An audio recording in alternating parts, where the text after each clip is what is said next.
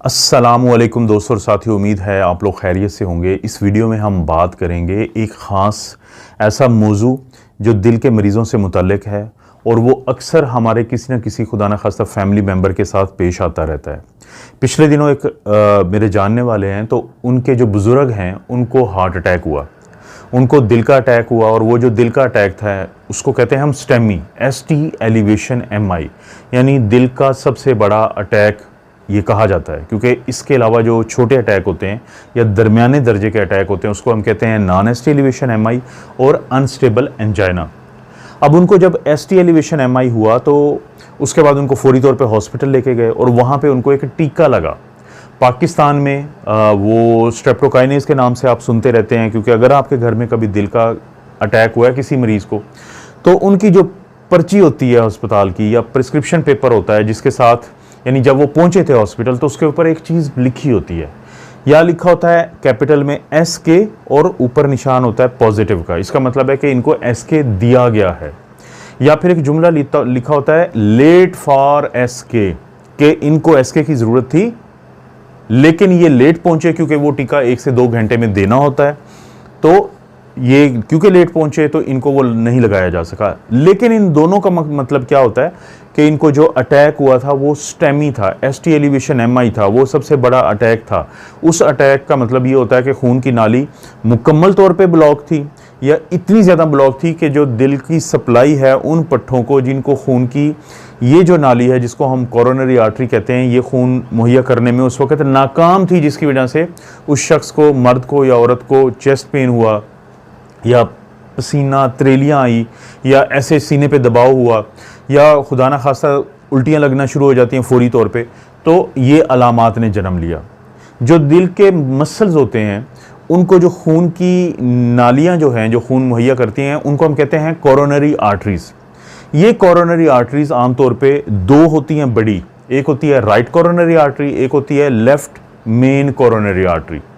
जो right coronary artery होती है वो राइट साइड जो दिल का होता है या दिल की दाईं साइड होती है उसको खून देती है, और दिल की नीचे या इन्फीरियर जो दीवार है उसको काफ़ी हद तक खून देती है, और इसी तरह से दिल की जो पीछे की छोटी सी एक दीवार होती है जिसको पोस्टीरियर वॉल कहते हैं उसको खून मुहैया करती है।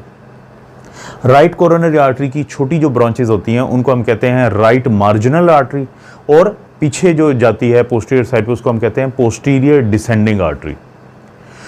लेकिन जो लेफ्ट मेन कोरोनरी आर्टरी थी उसके आगे 2 ब्रांचेज होती हैं। एक होती है लेफ्ट एंटीरियर डिसेंडिंग, जो सामने वाले हिस्से को खून मुहैया करती है, और उसकी जो फिर आगे ब्रांचेज होती हैं उसको हम कहते हैं डायगोनल ब्रांचेज, D1 और D2। लेकिन जो लेफ्ट मेन कोरोनरी आर्टरी की दूसरी ब्रांच होती है वो लेटरल साइड, यानी जो साइड वाली साइड होती है लेटरल, उसकी तरफ वो चली जाती है, उसको हम कहते हैं लेफ्ट सर्कमफ्लेक्स आर्टरी। सर्कमफ्लेक्स का मतलब होता है मोड़ मुड़ना। तो लेफ्ट सर्कमफ्लेक्स आर्टरी जो है वो दिल की जो लेटरल साइड होती है, यानी दिल का जो बड़ा वेंट्रिकल है, जो पंप होता है लेफ्ट वेंट्रिकल, तो उसकी जो लेटरल साइड होती है तो उसको खून देती है। इसकी जो ब्रांचेज होती हैं फिर उनको हम कहते हैं मार्जिनल ब्रांचेज या obtuse marginal branches, M1 M2 इनको कहा जाता है। तो ये जो खून की नालियाँ होती हैं जिनको हम कोरोनरी आर्टरीज कहते हैं, जो दिल को के पट्ठों को खून मुहैया करती हैं, तो इनके अंदर जब क्लॉट जाएगा तो वो क्लॉट जो है दिल की उस दीवार को खून की सप्लाई जो है वो मुतासिर कर देगा। तो जो एक अच्छा डॉक्टर है, एक कार्डियोलॉजिस्ट है या इमरजेंसी का भी वो डॉक्टर जिसको बुनियादी ECG यानी इलेक्ट्रोकार्डियोग्राफी पढ़ना आता है, तो वो ECG देख के आपको बता सकता है कि जो ECG में चेंजेस हैं उनके वजह से लगता है कि कौन सी दिल की जो दीवार है उसको खून की जो सप्लाई है वो मुतासर हुई है। वो दीवार कौन सी हो सकती है? वो एंटीरियर वॉल होती है, सामने वाली जो दीवार होती है, यानी दिल जो है वो एक मुट्ठी की तरह है। एंटीरियर वॉल सामने वाली, इन्फीरियर नीचे वाली, और लेटरल जो है वो साइड वाली। तो ECG देखने से उस डॉक्टर को ये पता चल जाएगा कि दिल की कौन सी जो दीवार है उसको खून की सप्लाई मुतासर हुई है। और जैसे मैंने जिक्र किया है कि जो कोरोनरी आर्टरीज हैं वो मखसूस कोरोनरी आर्टरी, मखसूस जो दिल की दीवारें होती हैं उनको खून मुहैया करती हैं, तो वहाँ से पता चल सकता है या आप अंदाज़ा लगा सकते हैं कि खून की कौन सी जो नाली है या कोरोनरी आर्टरी है उसमें क्लॉट हो सकता है। तो जो स्टेमी है दिल का जो बड़ा अटैक है, तो मेरे जो वो जानने वाले हैं तो उनको भी ST एलिवेशन MI हुआ, उनको वो SK लगा। हम पाकिस्तान में ज़्यादातर SK लगाते हैं, बाकी दुनिया में इसको कहा जाता है टिश्यू प्लाज्मिनोजन एक्टिवेटर या TPA।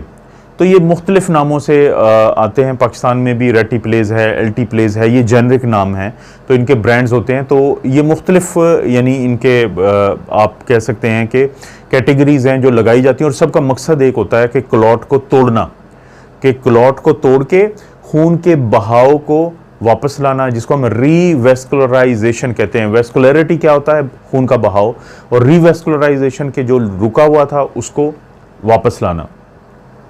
और बाज़ लोगों के साथ क्या होता है कि वो फिर फौरी तौर पे आपको कहा जाता है कि आपका जो मरीज़ है उसको क्योंकि दिल का अटैक हुआ है तो फौरी तौर पे एंजियोग्राफी की ज़रूरत है। एंजियोग्राफी क्या है? एक टेस्ट है।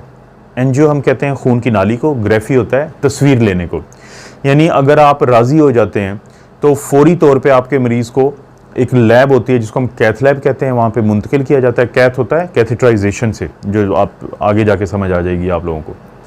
तो वहाँ पे मुंतकिल करने के बाद फिर एक कैथीटर डाला जाता है रेडियल आर्टरी, ये जो आर्टरी जिसको अक्सर हम पल्स चेक करते हैं, या जो हमारी टांगों के दरमियान का एरिया होता है, ग्रॉइन का एरिया, वहाँ पे एक आर्टरी है जिसको हम फेमरल आर्टरी कहते हैं। तो इनमें से किसी एक में से कैथीटर गुजारा जाता है, इसीलिए इसे कैथ लैब कहते हैं। और फिर उसकी मदद से एक तार को दिल की जो खून की नालियों के करीब पहुंचाया जाता है। वहाँ पे फिर हम कंट्रास्ट देते हैं। इसी चीज़ को हम देख रहे होते हैं इमेज इंटेंसिफायर या एक्सरे की मशीन के ऊपर जो सामने लगी होती है, वहीं पे डॉक्टर के सामने। और उसके बाद वहाँ से अंदाज़ा हो जाता है कि खून की किस नाली में वो कंट्रास्ट नहीं जा रहा, तो इसका मतलब है वहाँ पे क्लॉट पड़ा है। तो इस अमल को कहते हैं एंजियोग्राफी। तो फौरी तौर पे एंजियोग्राफी से पता चलाया जाता है कि खून की कितनी नालियां जो है उनके अंदर क्लॉट है। फिर वो ऑप्शन दी जाती है आपको कि फौरी तौर पे इसको खोलने की ज़रूरत है। खून की नाली में जो क्लॉट है उसको खोल के खून के बहाव को दोबारा लाने की ज़रूरत है, जिसको रीवेस्कुलराइजेशन कहेंगे हम इस काम को।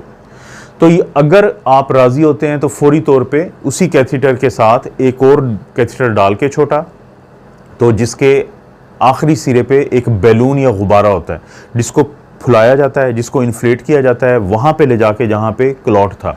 इसे कहते हैं बैलून एंजियोप्लास्टी। एंजियो खून की नाली, प्लास्टी किसी को रिपेयर करना, यानी उस बहाव को रीवेस्कुलराइज कर दिया गया और वो दोबारा ना बंद हो जाए, क्योंकि जब क्लॉट कहीं पे बनता है तो दिल की जो दीवार है उसमें इस बात का ये चांसेस होता है कि वो दोबारा गिर जाएगी, वहाँ पे क्लॉट दोबारा बन जाएगा। तो वहाँ पे फिर स्टेंट रख दिया जाता है और स्टेंट को रख के फिर खोल दिया जाता है ताकि खून की जो नाली है वो दोबारा बंद ना हो। तो इस अमल को हम कहते हैं रीवेस्कुलराइजेशन का प्रोसेस। अब वो जो बुजुर्ग थे उनका ये हुआ, लेकिन अब उनकी फैमिली को फिर एक मसले का सामना था कि डॉक्टरों ने उस नाली को, जिसकी वजह से उनका ख्याल था कि ECG देखने के बाद और एंजियोग्राफी के बाद कि ये खून की नाली है जिसकी वजह से इनको दर्द हुआ है सीने में, उस नाली को हम कहते हैं कल्परेट लीन, यानी मुजरम, कि जिसकी वजह से वो दिल का जो अलामात आई थी वो आई। लेकिन एंजियोग्राफी ने ही बताया कि जो दिल की बाकी नालियां हैं उनके अंदर भी रुकावट तो है, लेकिन अभी उनकी वजह से दिल का अटैक नहीं हुआ। उनको हम कहते हैं नॉन कल्परेट लीन, यानी वो खून की नालियों की लीन या मसला कि जिसकी वजह से ये मसला नहीं हुआ था, या ये दिल का अटैक नहीं हुआ था, या ये अलामात नहीं आई थी।